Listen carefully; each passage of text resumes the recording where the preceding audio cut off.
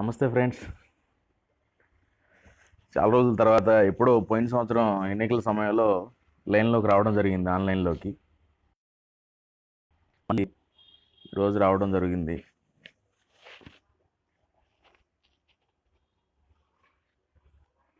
ప్రస్తుతం మనం అంతా కూడా విపత్తుల్లో ఉన్నాం. ఈ విపత్తు మహమ్మారి కరోనా వైరస్ గురించి టీవీల్లో, పేపర్లో ఉద్దస్తమానం అందరం చూస్తూనే ఉన్నాం. లాక్డౌన్ చేయబడింది. లాక్డౌన్ అంటే వేరేది కాదు, బంద్, అదేవిధంగా ఇంట్లోనే ఉండాలి, ఇంకోటి కర్ఫ్యూ లాంటిది. ఈ పదాలన్నింటినీ కలిపి లాక్డౌన్ అని చెప్పి అంటారు. ఏదైనా అవసరమైన ఉన్న వస్తువుల్ని తీసుకొచ్చుకోవడం జరుగుతుంది. అది కూడా గుంపులు గుంపులుగా కాకుండా ఒక్కడొక్కడో వెళ్ళి. సో ఇలాంటి వాటిని అన్నింటినీ కలిపి లాక్డౌన్ అన్నారు. ఇప్పటి వరకు ఓకే.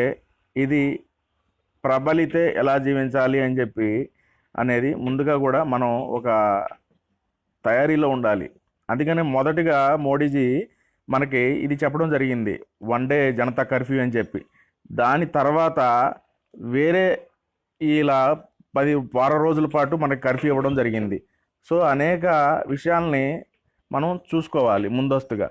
ఏంటంటే అది ఆహారపు అలవాట్లు, వాళ్ళు చెప్పినవన్నీ అందరూ చూస్తూనే ఉన్నాం టీవీల్లో, వాటన్నిటిని ఫాలో కావాలి. రెండోది మూడోది ఏంటంటే మనం ఎక్కడికక్కడ జాగ్రత్తగా ఉండాలి. అనేక సందర్భాల్లో మనం సమస్యలను ఎదుర్కోవడం జరుగుతుంది. ఉదాహరణకి మనం ఈ వ్యాధి ప్రబలి తీవ్రతని సంతరించుకున్నప్పుడు ఎలా జీవించాలి అనే దాన్ని మనం ముఖ్యంగా దృష్టిలో పెట్టుకోవాలి. ఇప్పుడు అన్నీ బాగానే ఉన్నాయి, ఇంట్లో వస్తువులు, ఆహార పదార్థాలు అన్నీ బాగానే ఉన్నాయి. కానీ కొన్ని రోజుల తర్వాత ఇవన్నీ ఉండవు. అప్పుడు ప్రభుత్వాన్ని విమర్శించడమో లేకపోతే ఇంకేదో చేయటం అనేది ఇది అవుతుంది, మన చేతగానితనం అవుతుంది నిజంగా చెప్పాలంటే. అలాంటి విషయాల్ని మనం మాట్లాడకూడదు. ప్రభుత్వాలకు వ్యతిరేకంగా లేకపోతే అది చేయలేదు ఇది చేయలేదు అనకుండా ఎలా జీవించాలి అనే దాని మీద మనం ముఖ్యంగా శ్రద్ధ వహించాల్సి వస్తుంది. ఉన్నాయి కదా అని చెప్పి ఇప్పుడిగా ఒకే రోజు 4-5 కూరలు వండుకొని తినడం కూడా చేయకూడదు ఇప్పుడున్న పరిస్థితుల్లో. తర్వాత ఉండకపోవచ్చు. సో వాటికి కూడా మనం సిద్ధపడి ఉండాలి, జీవించాలి. సో అనేక రకాల విషయాల్ని మనం పిలుస్తున్నాడు వెళ్ళమ్మా. సో అనేక రకాల విషయాల్ని మనం దృష్టిలో పెట్టుకోవాలి. ఉదాహరణకి పెద్దలు చాలామంది మన దేశ స్వతంత్రం కోసం, అదేవిధంగా విదేశీ దురాక్రమణదారులు మన దేశం మీద పడి దండయాత్ర చేసినప్పుడు ఎలా జీవించారనే దాన్ని మనం ఒకసారి అవలోకనం చేసుకున్నట్లయితే రాణా ప్రతాప్ గురించి మనం ముందుగా చెప్పుకోవాలి.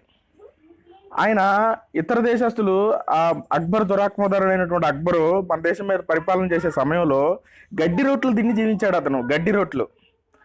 అతను కనుక నాకెందుకులే ఈ స్వతంత్రం అని చెప్పి అనుకున్నట్లయితే అక్బర్ ఇచ్చినటువంటి ఆ రాజ్యాన్ని తీసుకొని తను బంగ్లాలో భోగభాగ్యాలతోటి లగ్జరీ లైఫ్ని ఎంజాయ్ చేసేవాడు. కానీ మన అందరం బాగుండాలని చెప్పి ఆ రోజు ఈ దేశానికి స్వతంత్రం తీసుకురావాలని చెప్పి ఆ రోజు రాణా ప్రతాప్ గడ్డి రొట్టెలు తిని అడవుల్లో పడుకొని తను జీవనాన్ని సాగించి మన స్వతంత్రం కోసం, మేవాడు రాజ్యాన్ని తిరిగి సాధించుకోవడం కోసం తనకి గడ్డి రొట్టెలు తిన్నాడు.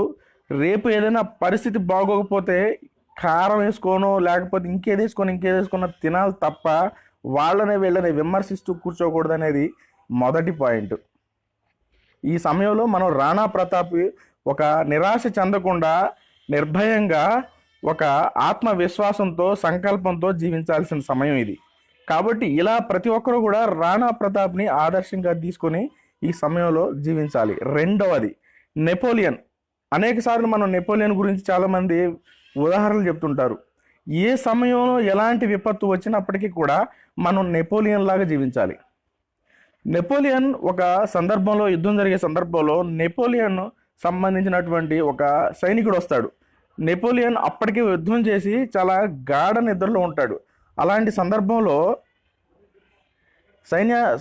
సైనికుడు వచ్చి నెపోలియన్ గారిని సడన్గా నిద్రపట్టి లేపి శత్రు సైన్యం దక్షిణ దిక్కు వైపు నుంచి మన మీద యుద్ధానికి వస్తుందని చెప్పి ఆ రోజు చెప్పడం జరుగుతుంది సైనికుడు. అప్పుడు ఆ గోడ మీద ఉన్న 64వ నెంబర్ యుద్ధ వ్యూహం ప్రకారం వారిని తరిమి కొట్టండి అని చెప్పి చెప్తాడు, గాఢ నిద్రలో నుండి లేచి కూడా నెపోలియన్. కాబట్టి నెపోలియన్ లాగా అక్బర్ని ఎదిరించినటువంటి రాణా ప్రతాప్ లాగా జీవించినట్లయితే రాబో పరిస్థితులు ప్రమాదకరంగా మారినట్లయితే కాబట్టి అలాంటి పరిస్థితి రాకూడదనే ఈరోజు మోడీ గారు ఇదంతా చేయడం జరుగుతుంది. లాక్డౌన్ చేసి అందరిని ఇళ్లలోనే ఉండండి రా బాబు అని చెప్పి ఆయన చెప్పడం జరుగుతుంది. ఆయన గినక నిజంగా తిక్క లేచిందంటే మరో కిమ్ గురించి అందరూ చెప్పుకుంటారు. ఆయనకి నిజంగా తిక్క లేస్తే కిమ్ కన్నా చాలా దారుణంగా వ్యవహరిస్తాడు. ఆయన గురించి అందరూ ఇంతవరకు చాలా తక్కువ చెప్పుకున్నారు.